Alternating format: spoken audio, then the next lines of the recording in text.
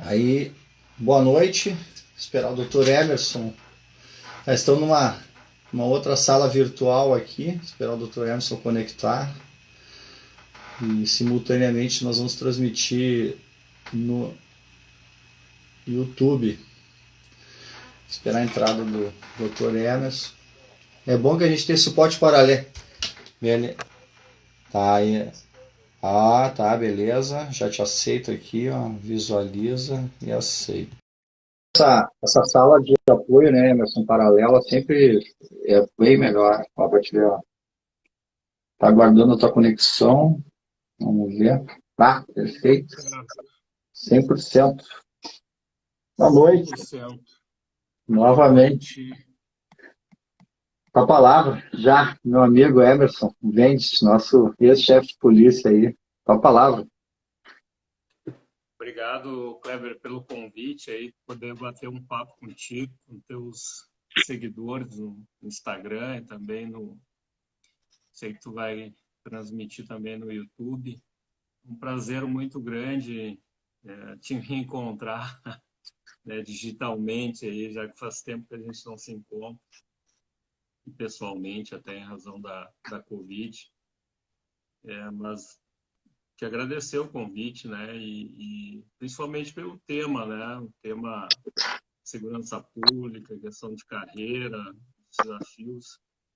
É um tema sempre muito bom de falar, porque faz parte da também, né, a gente pode falar um pouquinho daquilo que fez ou deixou de fazer, ou foi instigante fazer, né, principalmente. Temos temos, até o pessoal saber, né, a gente acabou criando essa amizade aí, posso dizer amizade, sinto até com orgulho de amizade, ser uma pessoa que nem você, acabamos nos conhecendo, que a gente falou um pouco agora no Face, né, com a mudança, no final, no caso na minha carreira como perito criminal até, né, talvez dos últimos desafios aí, esse convite, né, para ser o diretor-geral da perícia, então, logo no começo do governo, né, no governo anterior, eu estava na direção geral, aí pode falar depois, mas estava na área de inteligência e outras áreas todas que trabalhasse aí. E em 16, aí depois pode falar, em 16 tu assumisse, né, trocou, né, a chefia de polícia, e aí a gente trabalhou vários projetos aí que, na real, até eu acredito que os projetos acabam, a gente acaba no primeiro ano se ajustando, né, no governo, e aí no segundo ano as coisas decolam, no terceiro ano tem as grandes realizações, aí no quarto ano ele já dá uma reduzida, né, mas aí, então, são carreiras, por que eu achei tão interessante a gente, faz horas que a gente está conversando aí sobre fazer uma transmissão, eu sei que parece que tu encaixa em quase todas, assim, né? Eu penso, bom, investigação Tribunal do Júri, aí, pô, Emerson Bench, eu vou conversar com ele, e toda essa história da Polícia Civil, aí daqui a pouco chega no Tribunal do Júri. Ah, vamos falar de informática, tecnologia e gestão, aí o Emerson encaixa também Sim, numa transmissão dessa. Mas, então vou fazer vou falar da carreira da polícia, da carreira da perícia, e o que a gente fez aí, né, Emerson, mas passo sim. de novo aí a palavra. Cara, eu, na verdade, assim, como tu já estavas na administração do IGP quando eu assumi, né, ali foi dia 11 de fevereiro de 2016, assumi a chefia e fiquei até final de 2018, né, quando houve a troca de governo, e acabei assumindo, depois disso, em janeiro de 2019, a inteligência na Secretaria de Segurança, lá com o delegado Ranolfo. Esse período, na verdade, ali 2016, se a gente pegar 2016 até os primeiros meses de 2017, talvez representam aquilo que a gente tem de pior em termos de cenário, né, de criminalidade na segurança pública gaúcha, né, porque a gente via os números crescentes, a gente via os crimes de maior gravidade em termos de execuções, de decapitações, de esquartejamentos. A gente viu um crime que a gente trabalhou diretamente juntos, né? Nós fomos até o local o próprio crime no aeroporto, uma coisa que nunca tinha acontecido aqui no estado, uma execução dentro do aeroporto. Mas que pelo trabalho conjunto a gente conseguiu resolver e chegar à autoria em menos de 48 horas, né? Pelo trabalho das equipes e pela interlocução que a gente tinha, né? A gente comentava várias vezes, era fácil de lidar com o Kleber, porque o Kleber montava lá seus 800 grupos no WhatsApp, um para cada grupo de perícia, um para cada caso. E sempre que tinha alguma novidade, ele me passava diretamente, né? Então, isso não só me permitia... eu vejo aqui a Sheila Vente, a perita também entrando, agradecer o apoio que ela me deu essa semana passada também, aí numa interlocução que eu precisei. Diretora, né, diretora atual da criminalística, né, do GP. Isso permitiu, né, justamente a gente ter uma interlocução direta, assim, de passar as coisas, de poder fazer com que os delegados de polícia, também as equipes pudessem trabalhar tranquilamente na rua. Quando tinha o resultado prévio da perícia, o Kleber me avisava, a gente acionava a equipe e aí os peritos entravam em contato com os policiais, delegados, para ter aquele laudo provisório, né? aquela informação provisória no sentido de poder ser utilizada para um pedido de prisão, né? Então, acredito que os principais delitos aí nessa seara foram todos eles solucionados numa rapidez justamente necessária, que o tempo exigia, né? E o trabalho era extremamente importante. Esse dinamismo era importante, né, para aquele momento também. Foi um momento de crise que a gente pôde aprender muito, né? A gente teve a oportunidade de aprender muito com essa crise ali de 2016, 2017, em razão da... Não era uma pandemia de Covid, mas era uma pandemia de crimes, né? E trabalhar isso também foi um desafio dentro das polícias, né? Justamente no sentido de... vou trazer aqui o contexto, Kleber, até da lógica da polícia, das 27 polícias estaduais, né? Tem 27 realidades diferentes. Eu fui presidente do Conselho Nacional, fui vice-presidente, e a gente via o Conselho realidades Nacional totalmente diferentes. dos chefes de polícia, né? Até para entender, né? Todos os chefes de polícia no assento, né? E, ou seja, eram todos os delegados gerais ou chefes de polícia. Ainda tem uma nomenclatura, não temos uma lei, né, uma lei geral das polícias civis, uma lei orgânica das polícias civis, assim como as guardas municipais já têm hoje, né? Isso são 27 bancos de dados diferentes, né? Então nós precisávamos melhorar muitas coisas.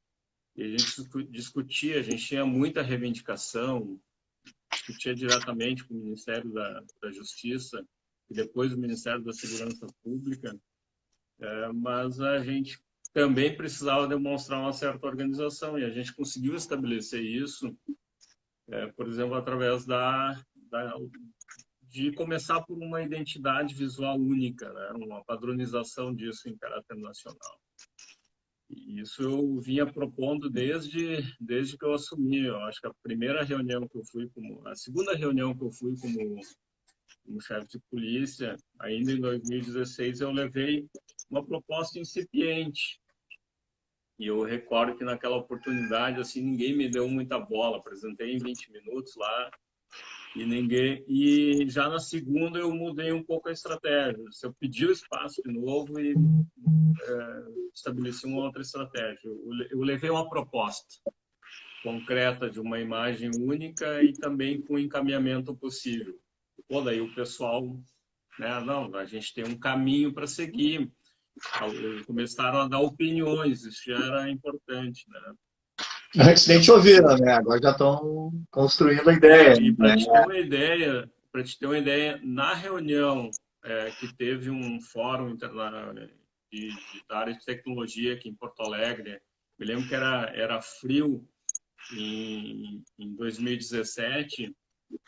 Esse assunto foi discutido porque aquela proposta que eu tinha levado no ano anterior, a gente melhorou a equipe ali da nossa comunicação social da Polícia Civil, Me criada lembro. pela Greta, fez uma proposta muito melhor. A gente apresentou isso nessa reunião e foi aprovado, né? Uma identidade única, Bacana. mas com a condição de fazer os ajustes para a próxima reunião, que foi em Santarém do Pará, no final do ano, em 2017, quando finalmente, né, foi aprovado e começou. Algumas polícias, até mesmo antes da reunião, já estavam querendo implantar aquela identidade visual única.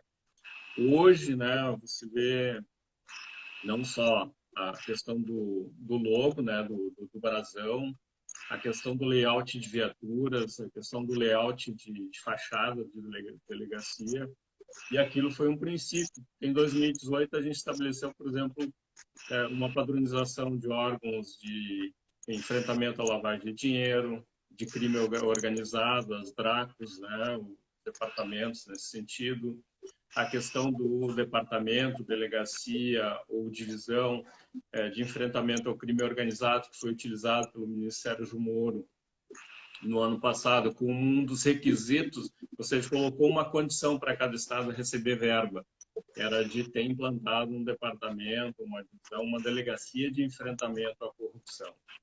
Então, isso foi, né, baseado justamente na resolução do Conselho Nacional de Chefes de Polícia em 2018. Então, muita coisa saiu dali justamente para poder, né, se trabalhar numa outra questão que também é unificar, e esse é o grande desafio dos próximos 4, 5 anos, até sei lá quanto tempo, mas unificar os bancos de dados.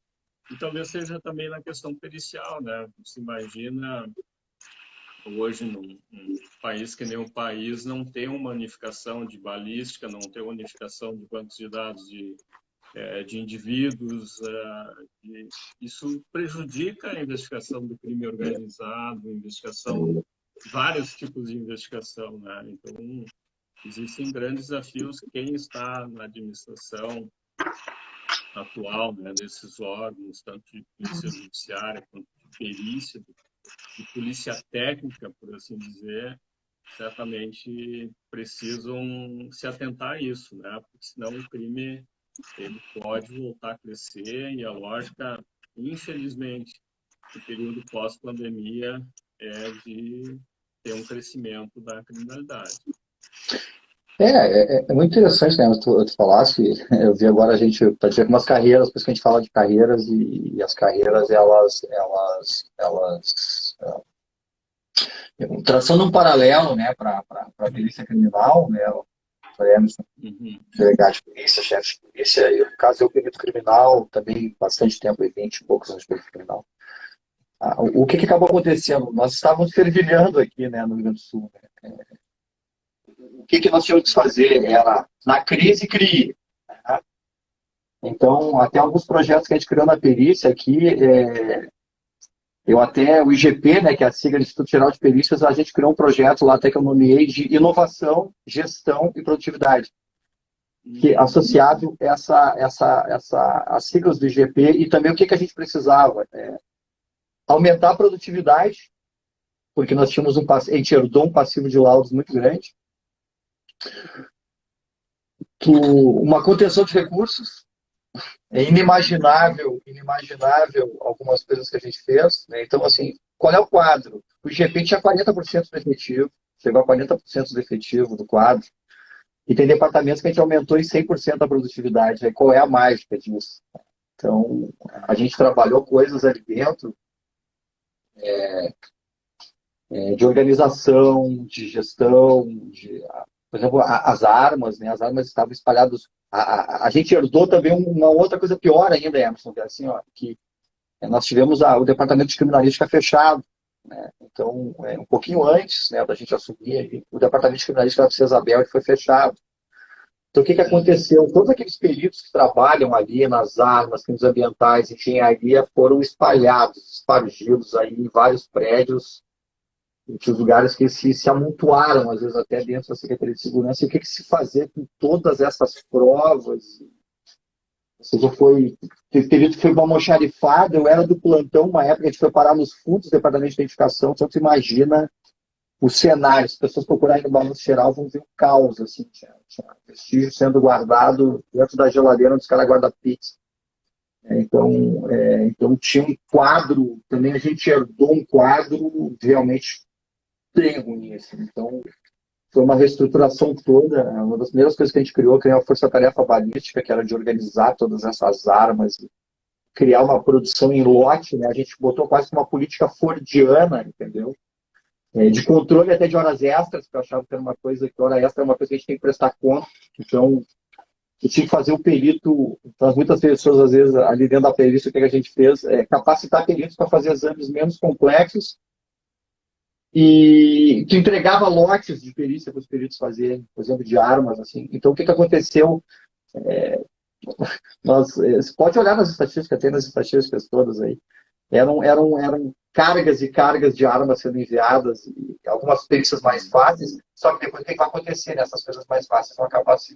Eram muitas coisas, um exemplo, assim, né? Tinha revólveres Taurus 38, por exemplo. Então, uma hora tu pegava um exame, né? Chegava o exame, tem o revólver Taurus, que ela tem. Não, faz o seguinte, ó, pega todos os revólveres Taurus 38 e bota tudo no. Quando o perito vai ter que descrever, ele fazia em lotes, assim. Então, eram lotes de revistas que eram enviadas, então envolveram capacitação. A gente trabalhou georreferenciamento. Então, tem perícias que a gente mapeou as regiões onde tinham as perícias a serem feitas, né? E então, tem coisas que ainda são, eu enxergo, as coisas são muito complexas mesmo. Então, por exemplo, tem perícia de um carro lá no interior. Eu vou pegar o exame, manda o perito lá, ele vai, manda o perito lá, ele vai. O que a gente fez? A gente mapeou, às vezes levava os peritos que eram especialistas e também capacitar os peritos lá da ponta que não sabiam fazer certos exames muito específicos. Então, fazia em lote também. A gente entregou exames em lote. Assim. Também foi uma carga. E como motivar os peritos na época com salários parcelados, sem previsão de concurso? Então, também o que a gente levou para o conselho na época? Né? Logo, acho que eu fiquei 1 ano, 2 anos, no outro ano também eu fui escolhido lá pelos meus pais para ser o presidente do conselho dos órgãos de perícia. E uma das primeiras coisas que a gente criou aqui no IGP, que é um legado, é uma área de inteligência pericial, né? Que muitas pessoas até não entendem. Mas tá, a inteligência da polícia tem tudo. Aí tu é um mestre, aí, né? É o nosso mestre de área de inteligência, de investigação policial, área de tecnologia. Mas o que eu enxerguei no IGP? Uma coisa que eu trouxe, eu também estava no projeto da Copa. Eu tinha terminado o projeto da Copa, ajudado lá a fazer o projeto da Copa, que envolvia muito tecnologia, sistemas de dados, inteligência. Sim. E essas coisas do WhatsApp que eu estou te falando, assim, se criou vários protocolos de comunicação para a Copa, e adivinha o que se usou durante a Copa? Grupos de WhatsApp. Se criou enormes protocolos. Aliás, a Copa foi um aprendizado. Eu estava na área de inteligência, né, na Polícia Civil, já eram 3 anos e meio recordando a área de inteligência e dirigindo ali. Tanto na época o chefe era o Guilherme Vondrasek, que tinha pedido para sair. Tinha pedido para sair quando ele assumiu. E ele não aceitou, ele disse, fica pelo menos até o final da Copa. Eu disse, não, tranquilo, porque estava tudo desenhado, né, para o trabalho. Aí fiquei porque eu estava fazendo mestrado naquela oportunidade, então estava iniciando todo o estudo do mestrado e também não queria deixar o trabalho a desejar, né? Queria um lugar mais tranquilo para poder trabalhar. Mas foi um aprendizado muito grande. Me lembro que a gente, com treinamento dos agentes policiais, a gente fez o que a gente conseguiu fazer com inteligência, com o reconhecimento facial o ano passado na Copa América, né? Teve agente de rua que conheceu o Barra Brava no caminho do gol. Isso tem preço, né? Mas os a casos gente perigosos, e era o grande tendência, temor que nós tínhamos, era os barra brava aqui, né? Das torcidas, para quem não sabe, as torcidas, aquelas violentas argentinas, né? E e o vocês. ano passado a gente conseguiu fazer isso inovando, né? Nós testamos um sistema de reconhecimento facial desenvolvido em conjunto com a PUC, Procergs, PUC e Secretaria de Segurança, e utilizamos isso durante Sensacional. o período pré, né? Inclusive no período de treinamento, os jogos da Libertadores, isso que a gente conseguiu identificar, né? E inclusive impedir a entrada de barra bravas no estádio ali na arena. Então essa é uma parte importante, né? Quando tu fala em inteligência na área pericial, muitos mas o que o Kleber, o diretor, ou a diretora está inventando? Na verdade, é extremamente importante, né? Inteligência tem de existir pelo menos para dar o norte para o gestor. E era realmente essa ideia, sabe o que era, Emerson? Assim, tanto porque para mim até era, de uma certa forma, quase consequência, né? Porque talvez a gente nunca nem tenha conversado sobre isso, né? Eu acabei desenvolvendo os primeiros sistemas lá atrás, né? De protocolo da perícia criminal dentro da área de engenharia. Então, Sim, tudo em caderninho, e eu tinha feito um programa em Axis, que isso aí depois foi evoluindo, ou seja, os sistemas de digitação, de sim. bases de dados é uma coisa que eu mexo, BI é uma coisa que eu mexo até hoje, né? Eu implementei algumas coisas no MP também. Então, mas o que a gente enxergava, né? Até teve um caso que foi muito interessante, assim. Primeiro, georreferenciamento. Então, ter os locais e todos os locais georreferenciados. E a outra é a base de dados, até para entender a perícia criminal, são 100 mil laudos por ano. Então, imagina São Paulo, 1 milhão de laudos por ano. E o grande problema não é só tu cadastrar. É quando a delegacia te liga, tá, e o caso tal, e o caso tal, e o endereço tal, e a vítima tal. Ou seja, tu tem que ter campos dentro da tua base de dados para te poder dar as respostas que tu precisa, porque o que acaba acontecendo? Esse monte de casos acontecendo, tu tem casos que a pessoa está presa, e aí daqui a pouco tu precisa de um exame que o juiz mandou tu entregar e tu precisa, ou seja, esse controle tu precisa.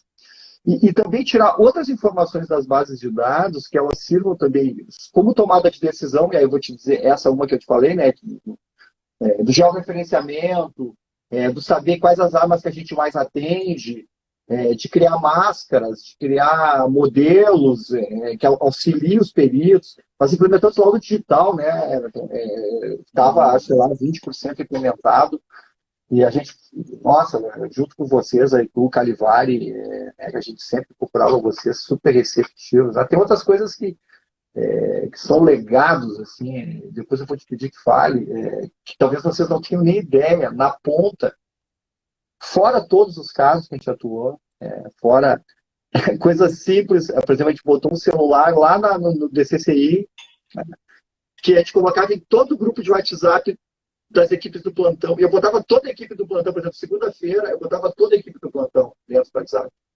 Todo mundo, todo mundo. O fotógrafo, o motorista, o perito, todo mundo estava de plantão, deu uma ocorrência não sei aonde. O que a gente pediu? A gente para o policial que está lá na ponta mandar coordenada de navegação. O que acontecia? Os endereços para chegar a atender o local de crime é assim, Rua A, no fundo do bar do João, na vila, não sei das quantas, morar.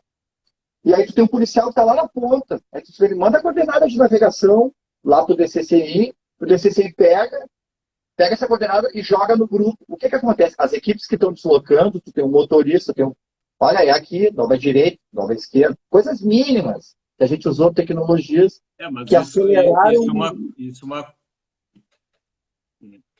Isso é uma coisa que a tecnologia facilitou muito, né, Kleber? A tecnologia digital hoje auxilia muito, inclusive, o aumento de produtividade. A questão a gestão é que tem que se adaptar justamente a essa questão tecnológica e aproveitar justamente essa inovação para melhorar cada vez mais a questão de resultado. O que é um investimento, por exemplo, num sistema de... como é que é o nome do sistema de balística? Não, tem vários, né? Tem o EvoFinder, tem o IBIS, né? Tem o Condor, Sim, né? mas veja tem bem, vários. o investimento de 1, 2, 3 milhões, não sei. Mas, cara, isso olha a qualidade do trabalho, a possibilidade do retorno, um caráter nacional, ou até mesmo um caráter regional aqui, porque certamente tem gente que comete crime e atravessa a fronteira de país, atravessa a divisa de estado.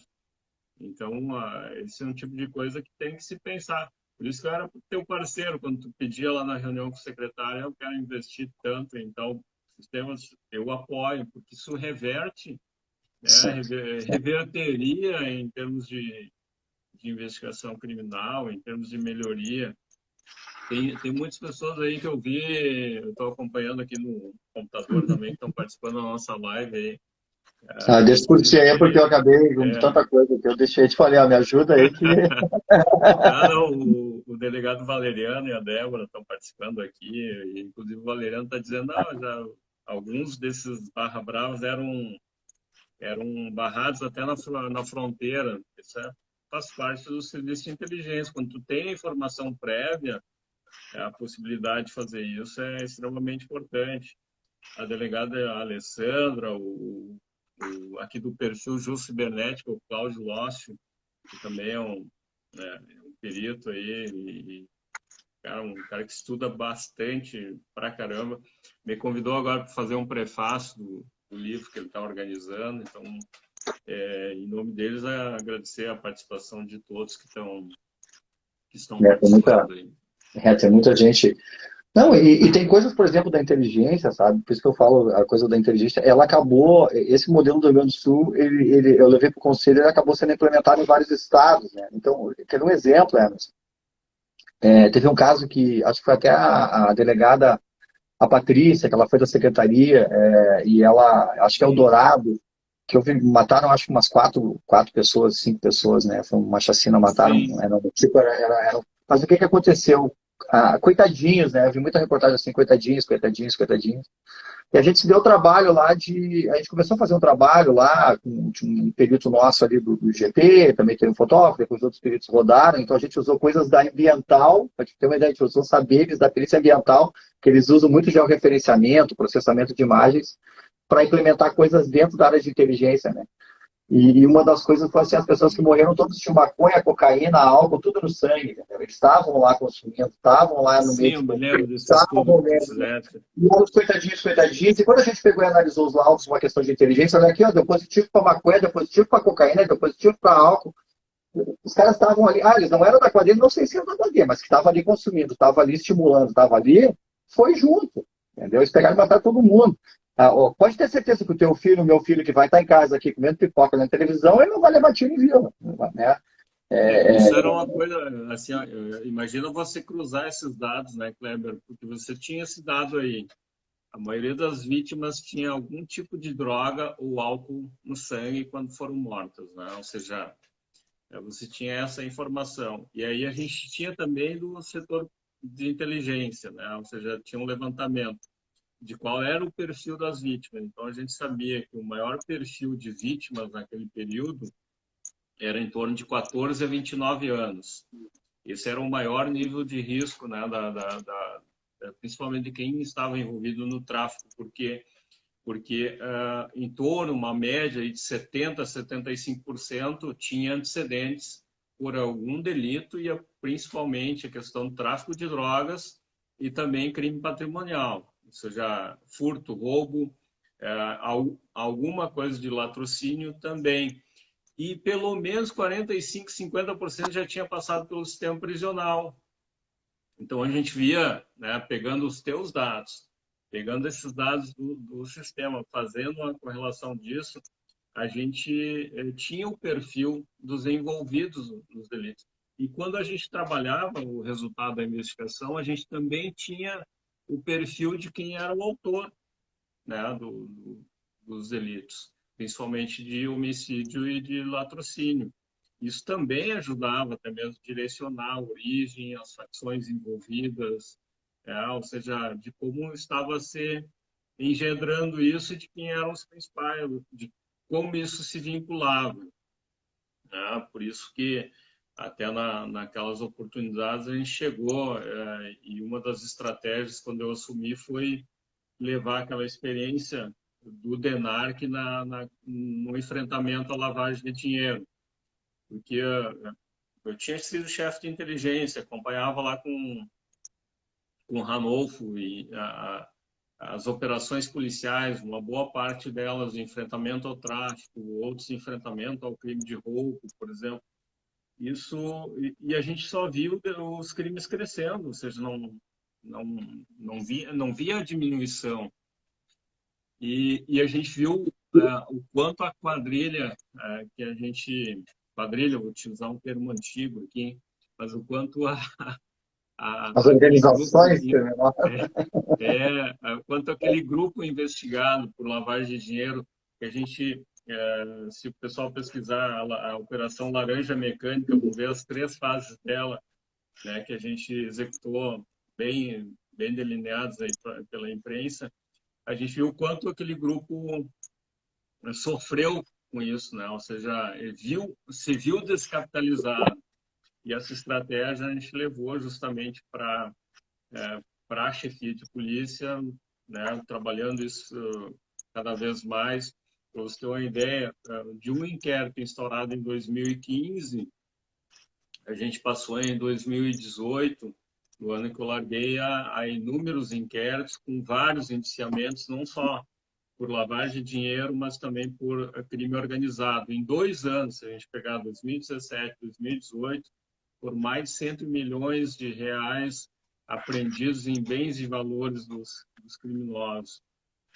Isso junto com outros fatores, como, por exemplo, hoje eu até publicizei, né, fez 3 anos a Operação Pulso Firme.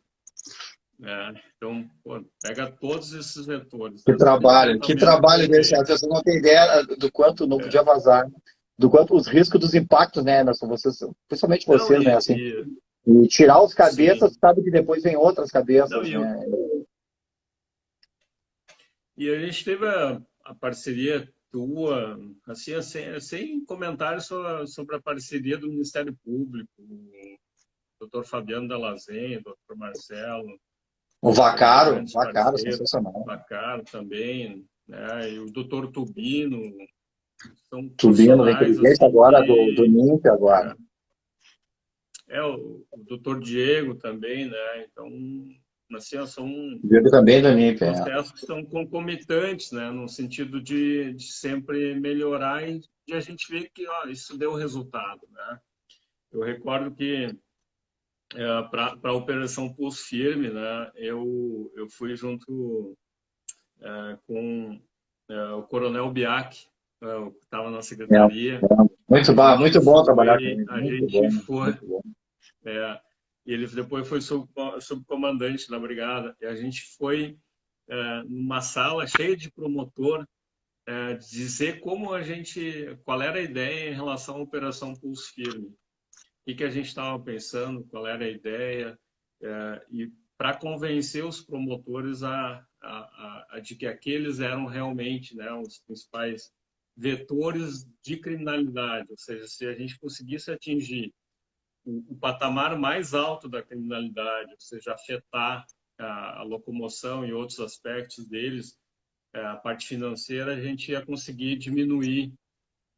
E hoje, olhando para trás, certamente, né, a gente viu que todas aquelas movimentações, aquele tempo que a gente dedicou a isso foram extremamente importantes, né? Mas fizeram parte de um planejamento, de um roteiro, né?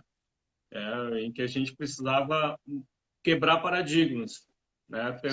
Quebrar paradigma do que estava acontecendo, que as pessoas dizem, não, mas é o sistema. Não, o sistema precisa ser modificado, ele precisa ser retrabalhado, a gente precisa... se o sistema está errado, a gente tem que trabalhar para... Tem que tentar fazer. Então, mas não foi só esse.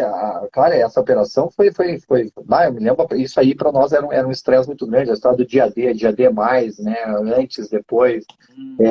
Tem toda uma pesquisa que foi feita. Como é que já se usou no outro estado, usar a Força Aérea.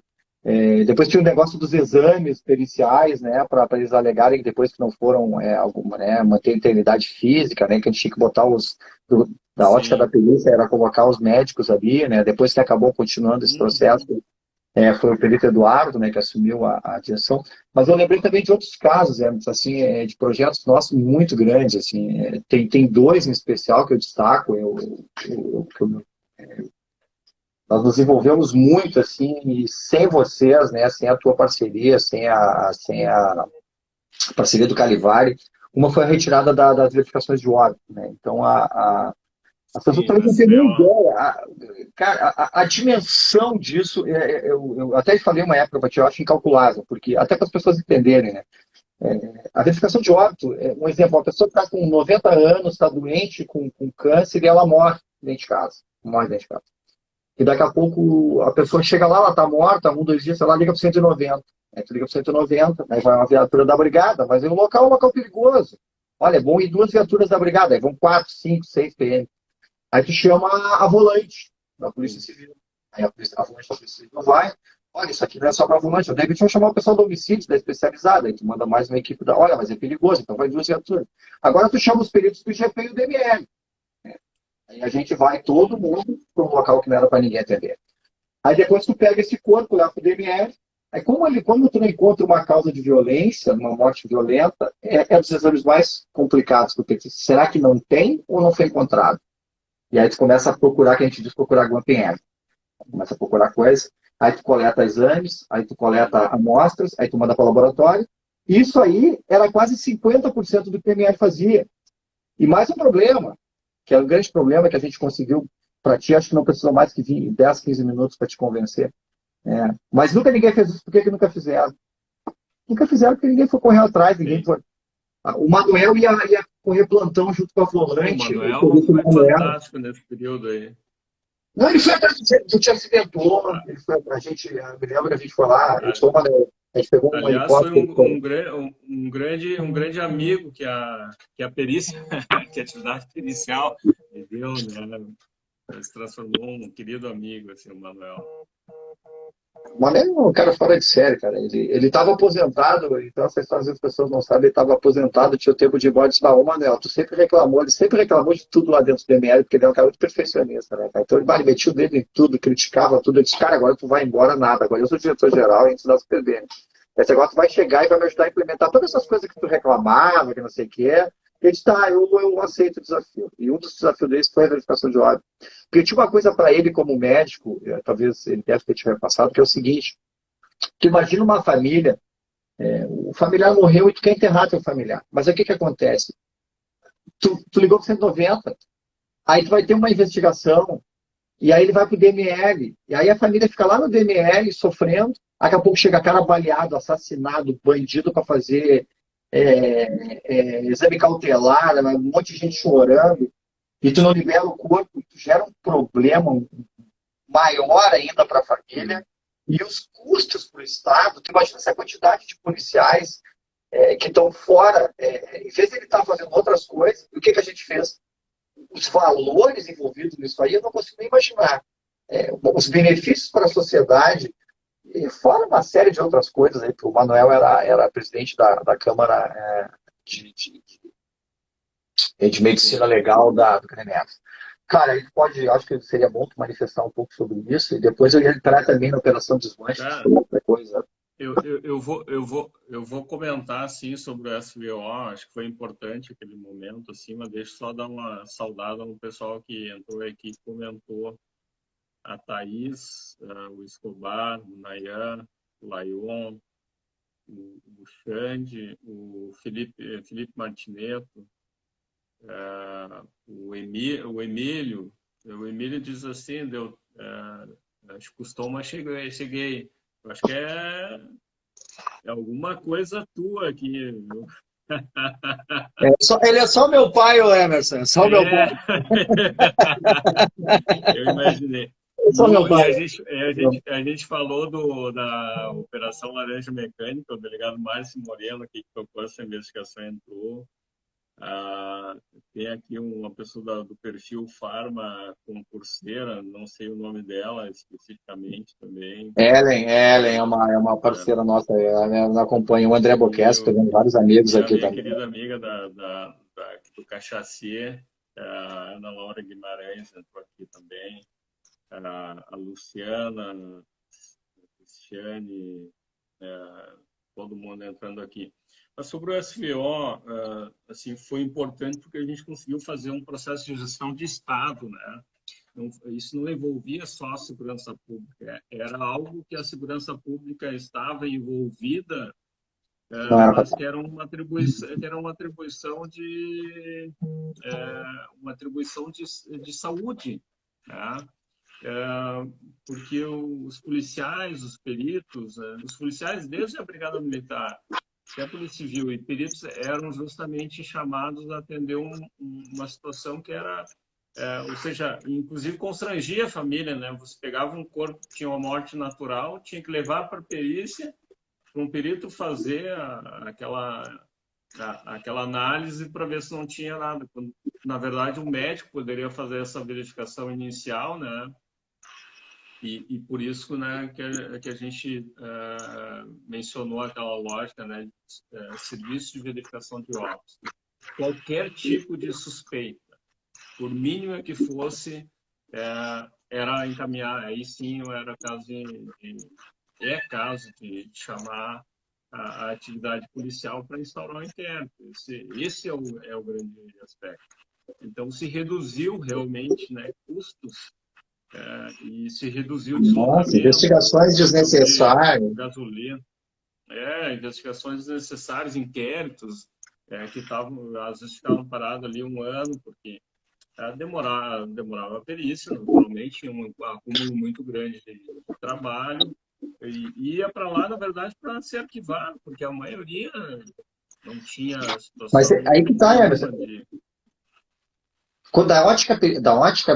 Da ciência, da perícia, da investigação científica, tu imagina assim, ó, quando eu pego uma pessoa, ela tá com um tiro, olha, ele levou um tiro, tá com uma facada, levou uma facada, ela tá enforcada, sei lá, aí tu tem um vestígio lá, que tu consegue fazer uma linha de raciocínio. Daqui a pouco tu encontra uma pessoa que ela tá morta, e tu não tem um sinal de violência, tu não tem nada, e aí isso aí é um dos maiores problemas. É que nem quando tu pega um carro, passa numa vistoria, um carro que o carro tá ok.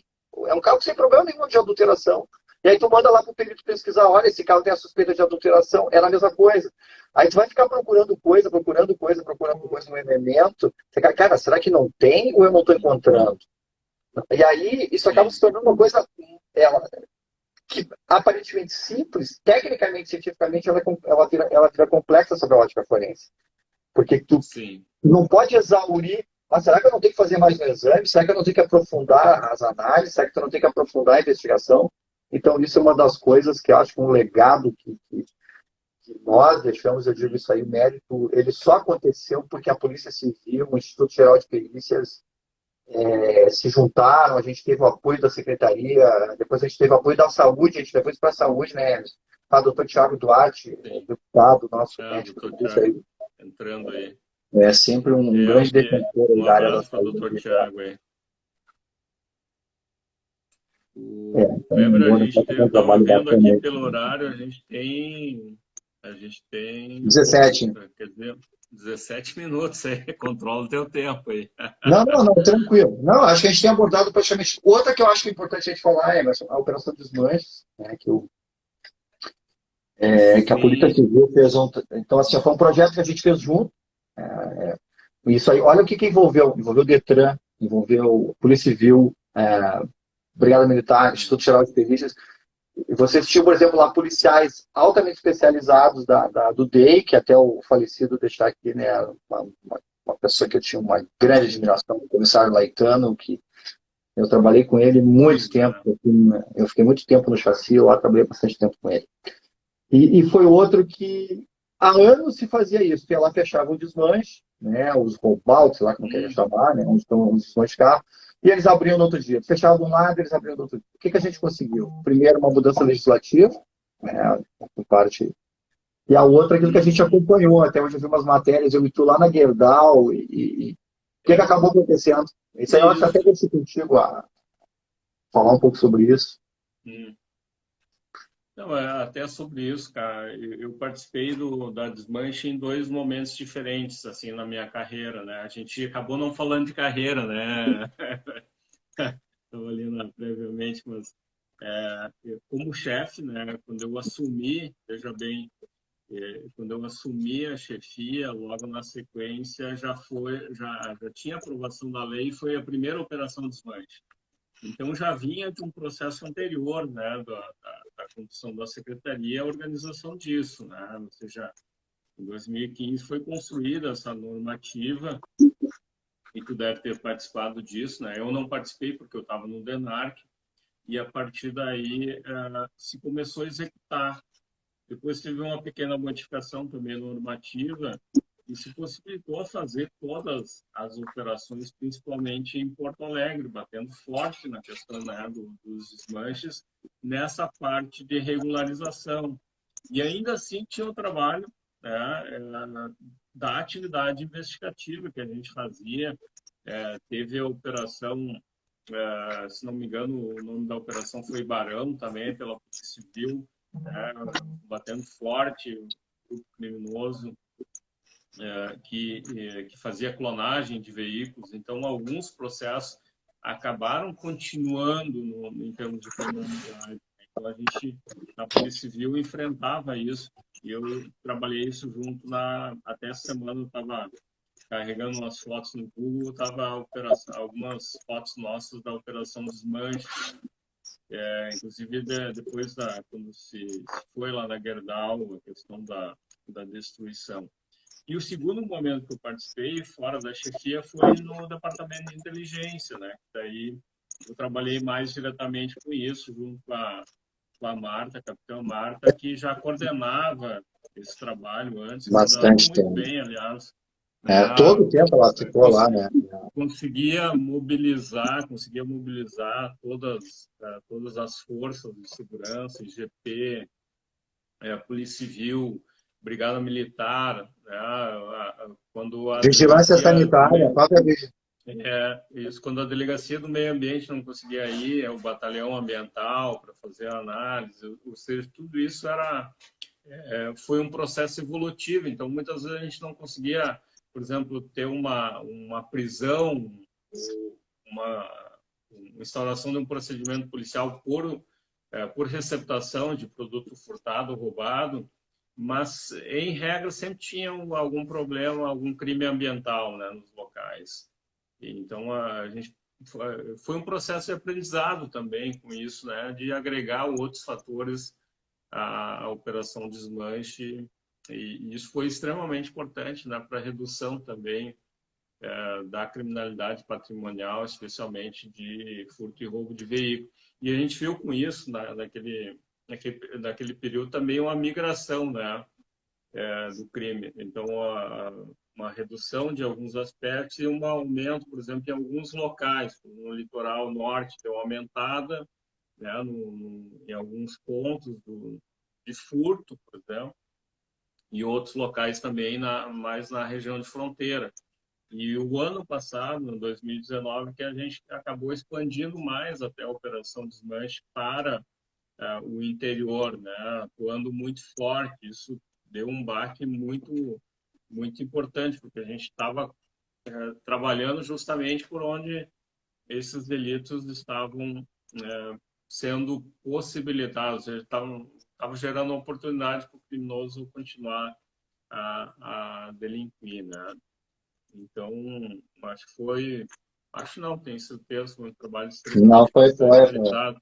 Isso a gente falou de casos desde o início da live, me permita dizer isso até, Kleber, que eu acho que é um aspecto extremamente importante, né? De cada instituição fazendo o seu papel em um processo de integração, né?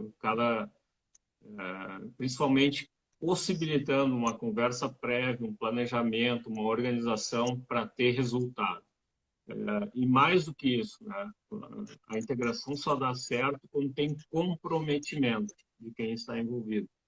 Eu acho que nesse ponto a gente viu muitos casos em que as pessoas estavam comprometidas com o resultado, com fazer uma entrega de um resultado para a sociedade. A gente conseguiu resolver esse crime, a Tá. gente está conseguindo diminuir a criminalidade, a gente está conseguindo atender os objetivos que também é o nosso enquanto cidadão, né? A gente fazia o trabalho de polícia, fazia o trabalho de perícia, mas a gente também é cidadão.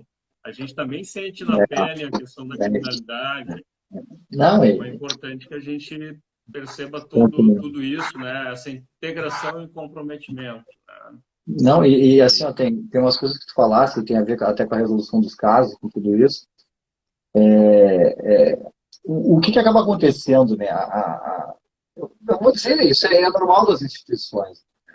Primeiro, lá dentro da instituição, trabalhar muito fragmentado, muito fragmentado. A perícia, eu sempre abordo muito isso sobre a coisa do mosaico, né? Que a perícia, acabou que o perito do local entrega o laudo, da ambiental entrega do toxicológico entrega o laudo, e a gente tentou criar, em alguns casos, conceito de caso, a gente trabalhar a história do caso. Tem um que eu acho muito interessante, a gente referiu alguns até nas prévias, né? Tu falou do caso do aeroporto, que foi muito interessante, né? Isso aí foi uma coisa muito legal. Porque eu me lembro que a área de inteligência nossa também estava monitorando as mídias, né? E tu me ligou assim, ô Kleber, mataram o cara no aeroporto, eu disse, ô Emerson, eu tô deslocando aqui. E a gente chegou lá, viu as câmeras, né? A gente viu onde é que eles colocaram. Foi um caso muito interessante, assim, porque a gente viu. Primeiro que Te eu lembro abri que a gente viu, te lembro que a gente viu as câmeras, eu disse assim, ali tem uma prova fundamental. E felizmente, né, o local de crime foi preservado e o local onde foi muito coletada legal. a digital era aquele local que a gente viu na filmagem. Né? Exatamente, porque assim, a gente olhou, pai, ele botou a mão em cima da mesa, pai, ele pegou na latinha, porque que ele fez? Eles sentaram, tomaram uma Coca-Cola antes de matar o cara, né? Normal, né? Vai tomar Coca-Cola, depois botar o cara na porta do aeroporto. Né? Então, os caras sentados ali, e a gente chegou primeiro que tinha uma briga de competências, né? Que a Polícia Federal, a gente chegou, a Polícia Federal disse assim, ó, da porta para dentro da Polícia Federal, da porta para fora de vocês. Né? Aí o pessoal da Polícia Federal estava ali, a gente pode acompanhar, eu disse, senhora, me desculpa, vocês não podem acompanhar, vocês vão ter que ficar, esperar a gente fazer o atendimento. E eles foram muito compreensivos com isso, né? Colegas nossos, peritos federais. A gente chegou lá, estava o Grilo, estava todo um delegado Grilo, uma equipe, e um isolamento perfeito, né, Emerson? Isolamento em duas camadas, afastaram lá para longe, mesmo algumas coisas mexidas, e a gente conseguiu. Teve um outro que eu acho muito legal, que a gente deu um retorno muito bom, né, para a sociedade. Tu vai lembrar os esgorjados, né, esgorjados da Restinga, que a imprensa trata como degolados, mas é esgorjados, né? E que eu me lembro muito bem do caso que nós nos envolvemos, que era um caso muito chocante do ponto de vista, era uma família, de certa forma, humilde, mataram 3 mulheres e uma criança, você só lembrar, um menino foi esgorjado, tá? Então, a gente trabalhou muito com as equipes de investigação, mas foi o seguinte, a gente conseguiu manter o local isolado, é uma coisa rara. A equipe da perícia foi 3, 4 vezes no local. Né? Então, e a gente começou a trabalhar muito perto da investigação. Olha, ele tem uma lesão na mão. Aí vocês, olha, apareceu uma imagem aqui da investigação do. A gente acha que é o namorado, a gente viu eles no shopping, aí vocês passavam a informação para nós. Daqui a pouco, olha, vamos ver, daqui a pouco a gente viu as fotos de uma cautelar que vocês fizeram e tinha uma lesão na mão, assim, machucada. Aí disse, olha, será que esse cara não quebrou o vidro? Ah, se esse cara quebrou o vidro, de repente a gente vai conseguir achar uma gota de sangue. Imagina um rio de sangue em 4 pessoas esgorjadas, né? E depois ele tentou tocar fogo, lembra que ele tentou tocar fogo? E tinha um pacote de cereal, ou seja, a gente manteve o local isolado. Daqui a pouco a gente juntava as provas, aí conversava com vocês conversavam com a perícia, e a gente conseguiu achar uma gota de sangue em cima de um balcão, porque a gente foi 4, 3, 4. A diretora do laboratório foi, a nossa área de inteligência foi. Então, assim, a informação ela transitava muito rápido. Entendeu? Esse é um ponto ainda que eu vejo, Kleber, que aqui no Brasil, assim, pô, tu manter um local de crime isolado, por exemplo, um crime de homicídio isolado por muito tempo, se é uma residência, as pessoas vão à loucura. Elas ou invadem, ou dizem, mas eu preciso morar, eu vou fazer o quê? enquanto a gente vê em outros países, né, é isolado até quando interessa para atividade policial, para atividade pericial. E a legislação do ano passado, a lei anticrime, estabelece a questão da lógica de cadeia e custódia, etc. e tal, mas a gente precisa evoluir culturalmente para isso, né? Mas em todos, É um grande desafio. Hoje, vamos trazer para a lógica do município, né? A gente precisa preparar cada vez mais as guardas municipais porque elas são chamadas junto a questão dos crimes que acontecem, então a questão da preservação do local do crime, né, desde a guarda isolamento, né? municipal, o isolamento para atividade pericial, quando importa, quando não importa, ou seja, a gente tem aí alguns desafios ainda pela frente, e são desafios em que a interlocução entre as instituições, em caráter federal, estadual e municipal, são extremamente importantes, né? Pô, Aqui um entrou um colega caso aqui, aqui. perito criminal, Fernando Apache. O Fernando é um perito nosso Fernando, de... deixa eu contar uma história do Fernando. O Fernando trabalhou comigo na inteligência da Secretaria de Segurança por duas oportunidades. Que bacana. O Fernando trabalhou comigo quando ele foi policial civil. Ele trabalhou no sistema Guardião comigo. Fernando Ipar. E trabalhou ano A passado. família de peritos, né? O marido e a esposa são os dois são peritos. É, Eu queria vocês aí, dois policiais aí, né? e é um cara que eu gosto muito, assim, É, uma capacidade eu convidei ele para ser de corregedor, né? raciocínio. Oi? Eu convidei ele para ser corregedor, né? Ele foi nosso corregedor lá. E ele está lá, me parece que agora que ele voltou. E está acompanhando também a gente aqui, o Rodrigo Bozeto, lá, dando Pô, um abraço aí, sensacional o Bozeto. outro Vários cara casos trabalhando. também. Bozeto foi maravilhoso trabalhar com ele. Essa é uma equipe que vocês montaram ali que a informação. Por isso que é uma coisa que a gente comenta, né, Emerson? Até hoje, sobre extração de dados em celulares, uma coisa que trabalha bastante. Eu digo uma coisa assim, é o laudo pericial lá na ponta, mas outra coisa é as Sim. informações. Então, assim, aquelas É, informações a perícia não pode ficar sentada em cima. É que essa coisa da cadeia de custódia, isso tem que mudar também. Você tem que extrair essas informações, elas têm que ir para os órgãos de investigação, para a Polícia Civil, para o Ministério Público, seja lá quem esteja investigando, e aquela prova fica preservada, depois a gente olha, entendeu? é. Então, e vocês, grande Bozeto aí, obrigado, Bozeto. Bozeto, deixa eu te falar, a gente É, muito bacana. até Baita, delegado. o Fernando falou do caso do Zafre da Cavalhada, né, quando a vítima foi assassinada por engano, também foi um trabalho importante, né, de interlocução e eu acho que demorou um pouquinho mais, se não me engano, nesse caso, né, Complicado, mas ele, complicado. mas ele foi felizmente resolvido, né? Não, Nem todos os casos são tão fáceis, né? e a gente. Mas tem uma coisa muito importante, eu acho, até uma coisa que a gente fez também, Emerson, assim, ó, foi uma mudança, para te ver como as coisas são, né? Por exemplo, tentar ser, a gente ter 2 minutinhos bem rápido. As digitais, por exemplo, elas são feitas no EIFES, e o EIFES é uma máquina virtual. Eu fui a fundo nisso, eu descobri que é uma máquina virtual. E essas máquinas virtuais estavam todo no departamento de identificação. Então, o que a gente solicitou na época? Botar essa máquina virtual dentro do plantão do local de morte.